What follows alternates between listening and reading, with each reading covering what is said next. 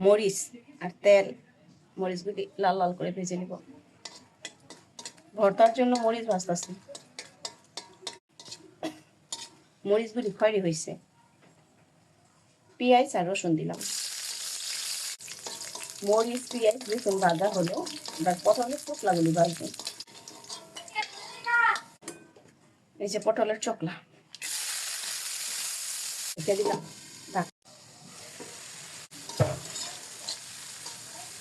তেল আছে, তেলে ভাজা ভাজা করতেছি। ভাজা ভাজা করলে ভাজা ভাজা হয়ে গেছে পটলের চোকলা। এখন আমরা এগুলোকে ভর্তা বানাবো। জুবান কি পটলের চোকলা ভর্তা খায়? কেন বাবা? শুধু দুধ খাও? পটলের চোকলা খাও না ভর্তা? আচ্ছা, আম্মু খাবে। হ্যাঁ, এই যে পটলের চোকলা ভাজা ভাজা করে নিছি।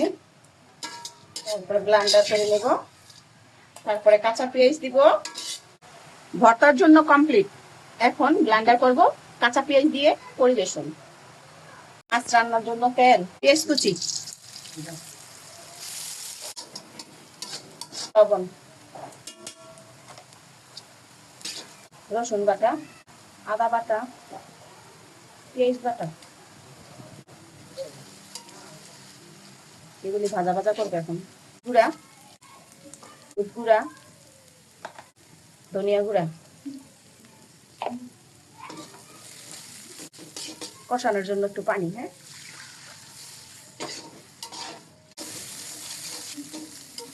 ভাজা ভাজা হয়েছে।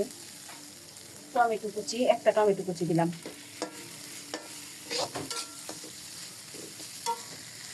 লবণ দিয়ে মাছ দিয়ে রাখছিলাম, ভালো করে কলম হয়ে গেছে।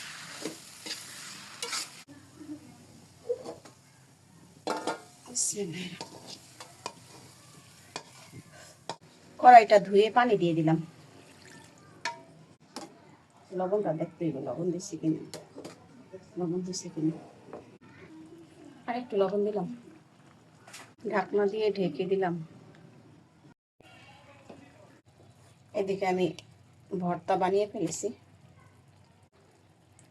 আগে শুকনা মরিচ, ভাজা শুকনা মরিচ, পেঁয়াজ, রসুন, লবণ দিয়ে ব্লেন্ড করছি। তারপরে ভাজা পটলের খোসাগুলি দিছি।